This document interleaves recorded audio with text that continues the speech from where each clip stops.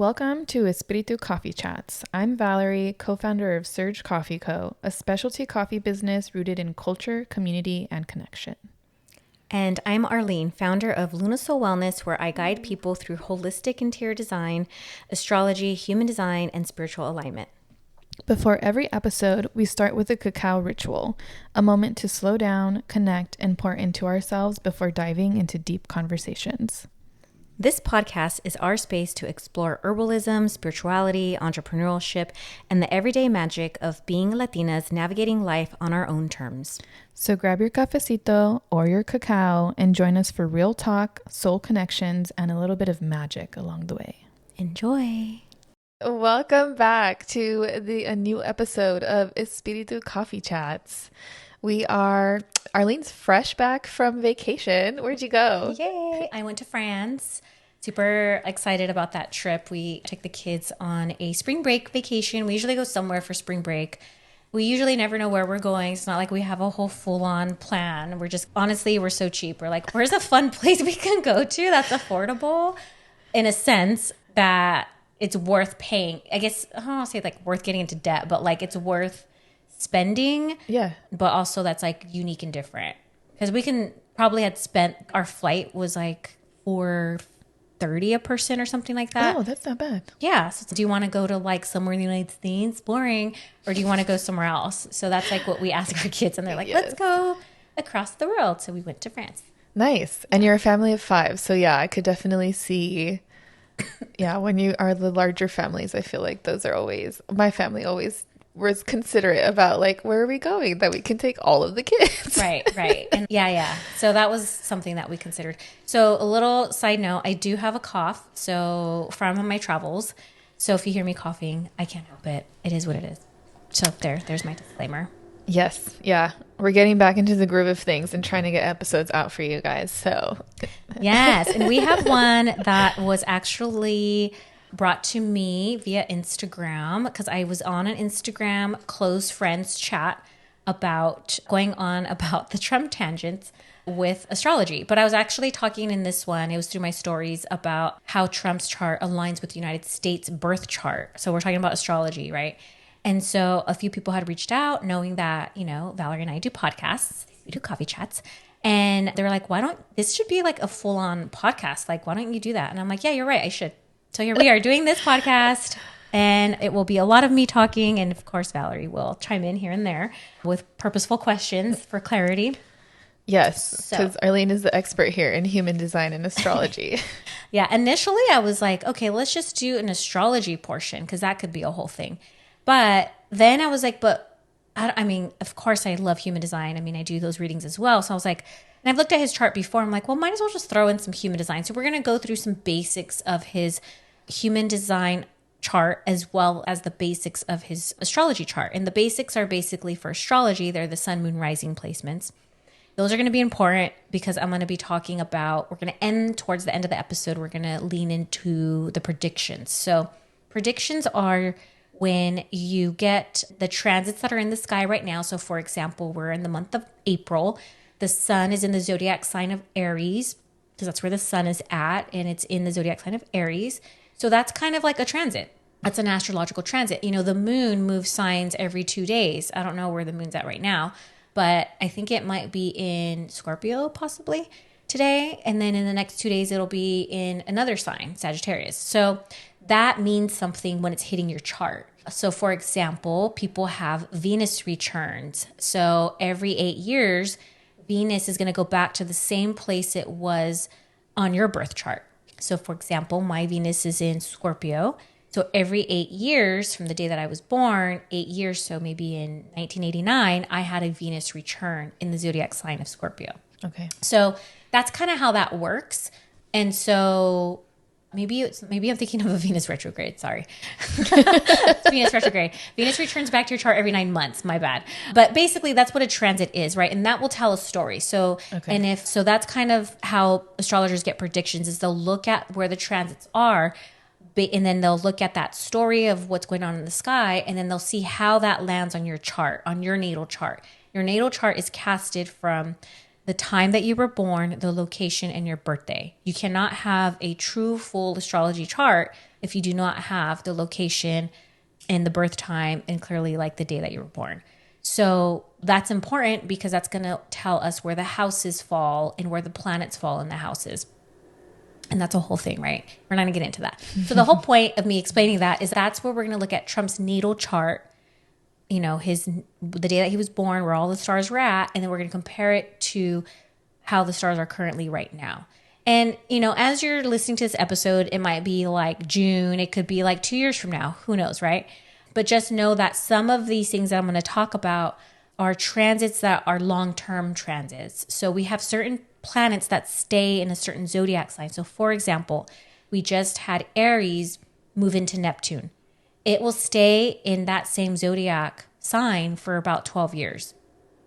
So that story really isn't going to change a whole lot, or it's going to give that flavor of Neptune in Aries. Now, before April, for the last 12 years before April, it was in Pisces. And so that's going to affect your chart in wherever your Pisces is at. My Pisces is in my 4th house. So that's kind of how you're looking at the houses, because the houses have a theme. You're looking at the zodiac sign, and then you're looking at the planet that is in that zodiac sign and that's in that house. So for Trump, some of this stuff that I'm going to talk about are things that they're not like fast things. They're like things that are going to be hanging around for a while, at least until he ends his term. Basically, that's what we're going to talk about. It's a weather forecast between now and his term ending. This is when we finally see some things come to a full circle moment for him. Okay. Fun. Exciting times. So Donald Trump, I'm not shocked by his astrology chart. So for those who are going to be watching us through a video, I'll be putting this chart up. This is his astrology birth chart. And so there's a middle ring, that's Trump's chart, his natal chart on the day that he was born. And then the outer ring is going to be where the current transits are right now. So right now we're focusing just on the middle ring. And the middle ring is his birth chart. So basically Donald Trump is a Gemini Sun. I believe he is a Leo rising and a Sagittarius Moon. Now that is a fun fiery combo because he has 2 fire signs that are ruling his top 3 personality traits. So your sun, moon, and rising. Sun is how your ego expresses. It's how you want to be recognized. Your moon sign is how you are emotionally and how you feel secure. Also how you handle emotions. And then also how you love others as well, in a sense. How you nurture others, I guess. And then your rising sign is how you play out your future or how you play out your purpose. So with him having a Gemini sun, he's smart. He has a lot of, Gemini rules Mercury, or Mercury rules Gemini. Mercury is the planet of communication, of thinking, of writing, of intellect. It kind of rules the mind in a sense. So it kind of makes sense. He's kind of, well, I wouldn't say he's the best with his words, but when you listen to him talk, he does wordplay a lot. Yes. And sometimes his wordplay can be very confusing because he's strategically picking words to confuse you at times. That's what I tend to notice. Or he's also really good at buttering you up. He's very good at his words. And so when I'm thinking as a Gemini, like that's one of his gifts in a sense. And his Gemini, his sun is in the 11th house. And the 11th house is the house that rules community. It rules networking. It rules public, not necessarily his public image, but it rules like the world. It rules how his friendships are, how his network's going to be. Now, him as a president, we would be his 11th house because we are the world. The 11th house is, if you had to pick, well, what, house is going to be the world? It would be the 11th house. The 11th house also rules social media. So just with that, his sun being in the 11th house, his sun is your ego and how you tend to shine and how you want to be recognized. Well, hello, he is a reality TV star. He was at one point, right? And now he seems to be a reality TV star, once again, making him himself. But now it's like he has a bigger stage. And the stage part is going to come up pretty soon when I talk about this next part of his top 3. So anyways, Gemini in the 11th house is just, he's going to be really good with his words. He's going to be really good at public speaking because he's communicating to mass audiences. So that's why social media might be really important for him because that's how he feels like he shines. That's also how he feels like he gets recognition because that's where his sun is at. If he can't shine and if other people can't recognize him, then his ego cannot get fed. So for me, that's where that whole, social media fascination with him came, like on Twitter, his stuff with TikTok, wanting to, really like support that in his own way. He kind of does understand what it feels like to be an influencer. Yeah. He has the makeup for an influencer. If you're going to look at, does somebody have, if I'm looking at an influencer's chart, I would want them to have a lot of stuff in the 11th house, because that is the house of influence. That's the house of, like I said, social media. And then with Gemini being in that house, it doesn't do bad in the 11th house. Traditionally, the 11th house is ruled by Aquarius. So they both kind of support each other. But in that sense, he does definitely want to have popularity. He wants to, build on his group dynamics. He wants to build a following, whether it's a cult or a non-cult. It's going to be very important for him. So that's why we see him taking these public, wanting to be the center of the stage in a sense, but also focusing on like his play of words and his intellect. Also, Gemini is twins, so they have two sides to him. So you'll notice where one time he'll be friendly and another time he'll be very cutthroat with somebody. So that is, I don't want to say and generalize all Geminis are like that, but they are known to have these two sides to them, or they're known to bring these two perspectives or these two things together that maybe everybody else doesn't necessarily, think like they could mix, but a Gemini will try and mix it for sure. Okay. They like duality. They like, let's see this side and let's see that side. They like to play the devil's advocate sometimes, but the biggest thing about a Gemini is that one thing to take away from this is that they're going to be very mentally stimulating. They're going to be wanting to be mentally stimulated. They're also going to want to mentally stimulate others. They're going to want to, talk about, whether it's talking, writing. If you have a prominent Gemini placement, Sun, Moon, or Rising, you'll want to talk, write, or somehow communication is going to be really important for you. And for him, we see how that's playing out through all the news networks lately. But he's shining right now. I mean, for him, this is great for me and my ego, because I'm saying ego, I'm not saying it from a place of, his ego. But that's what the sun is. Yeah.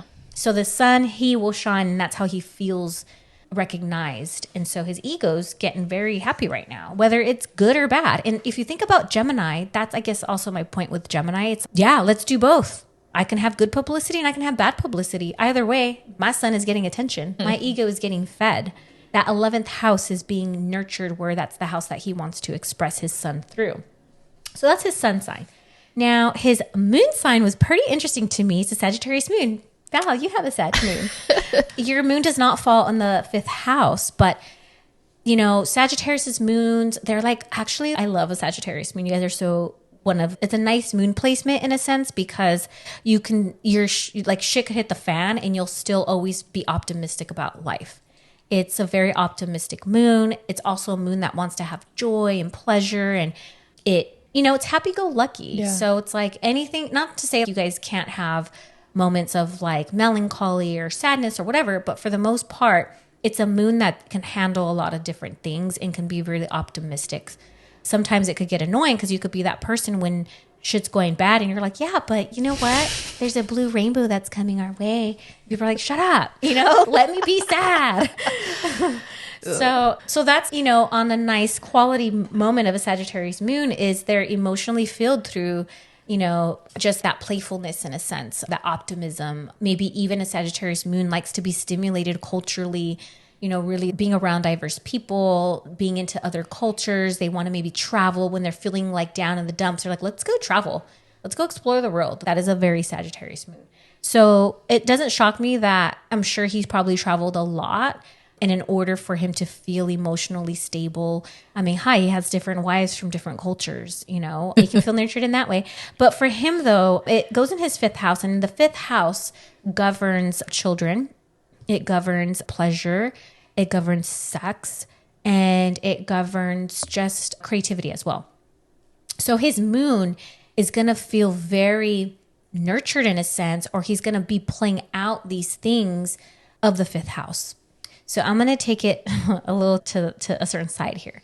So Sagittarius moon in the 11th house, or in the 5th house, has to be careful with their sex drive and with their creative pleasure play, because it can also be very addicting to them, because the 5th house is also your house of addictions. Huh. You know, it's the house of pleasure. Sometimes, you know, that would be like, okay, if you're going to label cocktails, that'd be in the fifth house. If you want to label fun food, that's fifth house. If you want to label sex, those are all pleasureful things, right?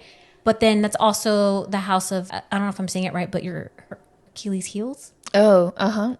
Right? Your weakness, yeah. Yeah, your weaknesses in a sense, but your pleasure weaknesses, like your addiction weaknesses. So we know that, you know, he has had issues with, you know, just maybe there's been a lot of accusations about him, you know, being with women, using women, maybe using his sexual energy and sense like that. Him, you know, kind of coming with that energy, basically. I guess is my point. He has this energy of, you know, exuding sexual attractions and sexual pleasures, right? And of course he's going to, you know, put it on women because that's who he's attracted to. I mean, I even heard it, I think it was today, I was listening to his they had some sort of Republican congressional meeting or some shit like that. I don't know. And I was listening to it, or I was listening to about it. And one of the things that he said, he was like, you know, we can't even call a woman pretty anymore because we'll get in trouble for it. And I was like, oh, that's such a Sagittarius Moon fifth house placement statement. That's definitely what it feels like. But for him, see, he brings it up so much because it's an emotional thing for him. Like, I'm sure when he gets, you know, in the past or presently or however in his life, whenever he was feeling some sort of way, he's like, dude, I need to go have sex to release this emotional pressure. We're also going to jump into his human design chart, and he is an emotional authority. And so when you're an emotional authority, you'll go through your ups and your downs. And so the way that he's going to play out his ups and his downs are going to be through his fifth house, because that's where his moon is at. And so for me, it's okay, this kind of is now I'm starting to see a story. Now, the optimistic side is, yeah, you know, you also hear him talk about, and I think that's what people get frustrated. So this is where I'm going to give a little bit of a devil's advocate to him of, you know, people have asked him like, well, what about, you know, negative things, right? Like when he was president during COVID, and he was like all positive about it. Like you would never hear, and people were like, it was frustrating because you just wanted him to be like, dude, can you just recognize that everybody's going through shit right now? It's not even your fault in a sense, even though, you know, people can argue that. But let's just take that out of it, right? It's like, there goes that optimism that we see, you know? So maybe that is just a trait in him that he will naturally have and will naturally just always express it in that sense. So that is the upside to it, and that can also be the frustrating side. But then the shadow side is, well, he's also prone to these sexual addictions and these sexual desires. And so if he can't have that, then it's, what does he do with it? So that's where something to ponder on for him. And just from, like I said, from all of the accusations that have been out in the press and in the past, seeing the Sagittarius Moon in the fifth house and seeing how there's been some speculations or some accusations on him and his sexual, I don't know, what do you want to call it? Yeah, I mean, sexual allegations. Yeah. Habits, I don't know. So, and also the fifth house, when you have anything in the fifth house, is you're going to be very charismatic. You know, the fifth house is very, you know, it's a charismatic house. So, you know, I can imagine like him when he was in his younger self, and that makes sense, like why he was so successful with entrepreneurship. I mean, when you are entrepreneur, like Valerie and I are, and you're networking and you're trying to get business, you know, you're going to come out with your personality. You're going to, you know, show the best charismatic side as you can. So he naturally has a charismatic side. We'll also tap into that a little more in his human design chart. But then with his sun in the 11th house is going to even make it even more magnetic. So that's why you see him having such a great following of people who are so drawn to him by his charisma. Not by what he's doing, not by his actual actions, but by what he exudes in his charisma. And because he's a Gemini sun, he knows how to use that charisma and wordplay on it. Tell you exactly what you want to hear. Whether he's going to actually do it or not, we don't know. But at least he knows that that's a talent that he knows that he has. I'm well aware that he knows exactly what he's doing. And, you know, he's been married a lot of times. And so I'm sure he's wooed, you know, and he's been married to some very beautiful women. And how did he get those women? Yeah, he has money, but, you know, I'm sure that he attracted some of them too based off his charisma because he's, you know, old. Now we're going to dive into his Leo rising. So the rising sign will always be found on whatever rules your first house. That's always going to be your rising sign. So the first house rules how you physically look. It rules your physical body. It rules what happens to your physical body. It rules also how other people see you. So your sun sign is more how you see yourself, like how you identify as yourself. Your rising sign is like, what are you known for in a sense? Like, how do people see you? What is the first impression that you give? That is just like the general, but the bigger purpose of the rising sign is actually the most important thing in your chart that you should be looking at. So even if you're reading astrology, horoscopes and things like that, always look at your rising sign. You can take a look at your sun sign too, but your rising sign is going to be more important. Anyways, the rising sign actually will also dictates your purpose in life. So it's what you're going to be rising into in life. What is your signature contract? What is your essence? I know that Trump is not very much of a woo-woo believer. In fact, he wants to get woo-woo out of the White House. But in terms of, okay, if he believes in a God, then let's just say that then God gave him this purpose to do. That would be that rising sign. So his rising sign is in Leo.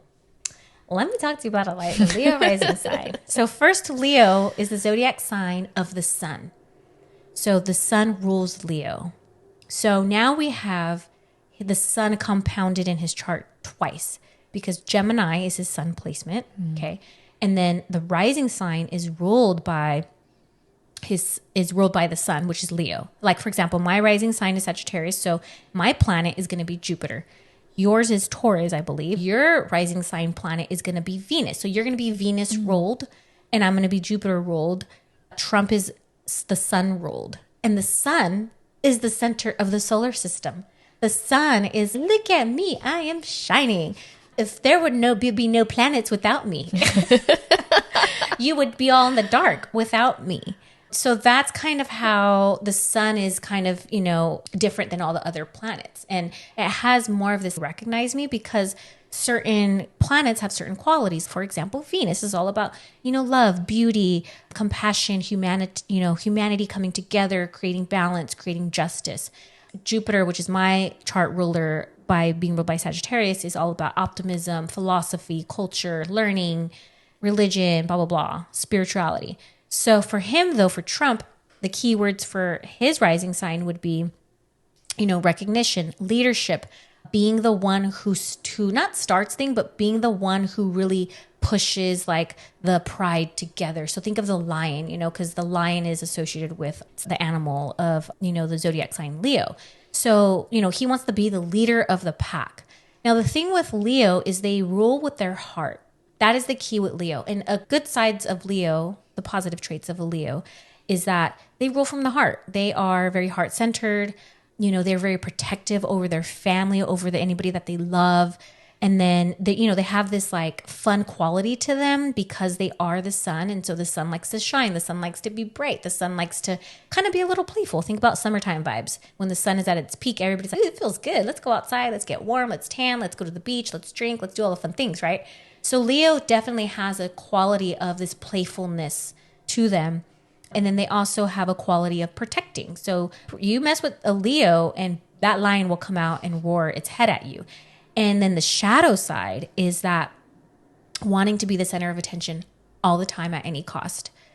And because they rule with their heart, well, what is the condition of their heart? Is their heart a heart that comes with love and abundance, or is a heart that comes with ego and what do I want? Having a strong willpower. So that's where the difference of, you can have an out of balance ego because that is the heart, or you can have an imbalanced ego, the heart, which is and also I go back even to Ayurveda. This made me think about Ayurveda because Ayurveda, and even in human design, it rules the heart chakra. So I guess Leo is ruled by their heart chakra, but if their heart chakra is imbalanced, that's how they're going to express that Leo. If it's in balance, they're going to come with love, compassion, caring, that mother side will come out because they are the lion, right? The lion wants to rule the pack. The lion wants to take care and protect and nurture and love the pack, So that's the good side. The negative side is, well, I'm going to lead the pack and they better follow me. And if they don't, well, I'm going to bite their head off. So that's where you're starting to see his Leo tendencies come out, but that's his purpose. His purpose is to be a leader. And so he is fulfilling his purpose. But is he fulfilling it in a balanced way or an out of balanced way? Yeah. What do y'all think? It reminds me of like the Lion King, and it's like Mufasa versus Scar. Yes. Yeah. Do you want the hyenas? Or do you want to be like Mufasa with little baby Simba and all the cute things? And Leo risings, they're bold. They're very theatrical. They like to be the center of the stage. So they rule. So Leo also rules theater. Anybody who has a strong Leo placement usually are actors, singers, dancers. They don't mind being on stage. They love being on stage. Why? Because they're the center of the solar system. They don't mind all of that attention on them. So that's why you also see him, wanting to be the center of the stage, thriving to be the center of the stage, thriving to be the leader of the world. The world is his stage. That's how he sees it in his eyes. And that's also what his signature contract essentially is. He was here to start things, and he could have just left it. I mean, he did great. He was on a good path of just being an entrepreneur, being a real estate, what is that, mogul? Is that how you say it? Girl, my English pronunciation is not good. Anyways, being like, very well known in the real estate world, right? Yeah. Like he has a whole enterprise. Yes, he did have some failed businesses. We'll talk about that in his human design chart. But he did, he was already on that path. He had his reality TV show. What is it called? The Apprentice, I think. Yes. The Apprentice. And so that is, again, him being the center of attention. That's that 11th house, social media, being on TV. That's his rising sign. So we're seeing all these things that were playing out before he even became president. And he could have just stopped there and retired. But instead, he wanted to be out. He wanted more and more. So that's where it's almost like, because there's 2 fire signs, Leo and Sagittarius, plus Gemini, we're just looking at those 3 put together. That's a lot of fire. And then you have one sign that's fueling the fire, which is Gemini. The reason why I say that is because there's 2 fire signs. Whew, that's already a lot of fire. And then you have Gemini and Leo and Sagittarius, they balance each other out. Oh, okay. However, it can either ignite the flame, right? Because in order to have fire, you need air. If you don't have air, the fire extinguishes. But if you have 2 fire signs and then you have your Gemini sign, right, the air one, it's fueling both of those fires. And now it's just like, ooh, now it's a freaking Malibu fire. So that's where I'm seeing, just based off his top 3, there's a little bit of an imbalance there. He has too much fire, and that Gemini is fueling that fire. So that's just basically going through his sun, moon, rising placements. And of course, I'm going to be sharing it from my perspective and my lens. I'm trying to be very dual-sided here on giving the positives and the negative traits. But with my opinion, I personally feel like there's a lot of the shadow aspects coming out of those things.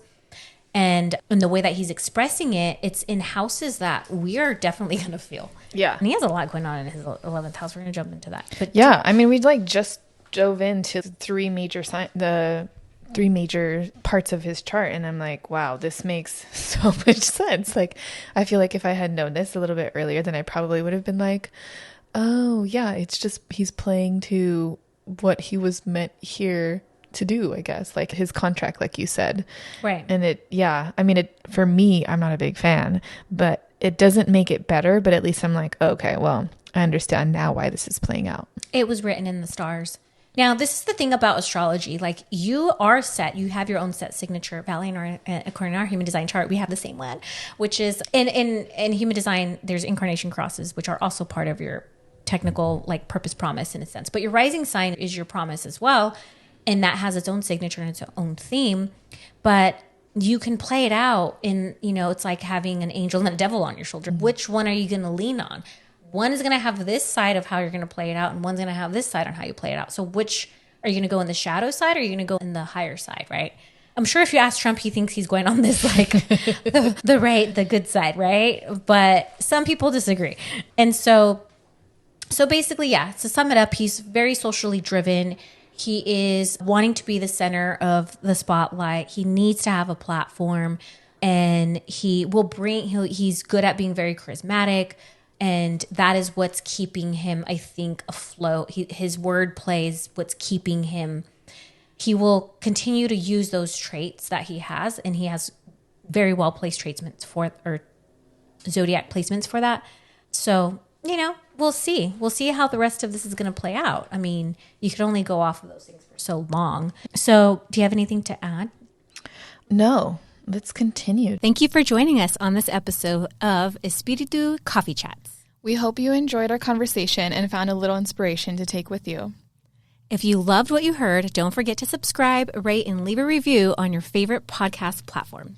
And stay connected with us on social media for updates, behind-the-scenes content, and more. Until next time, keep the spirit alive and the coffee brewing. Cheers! Ow, ow, ow.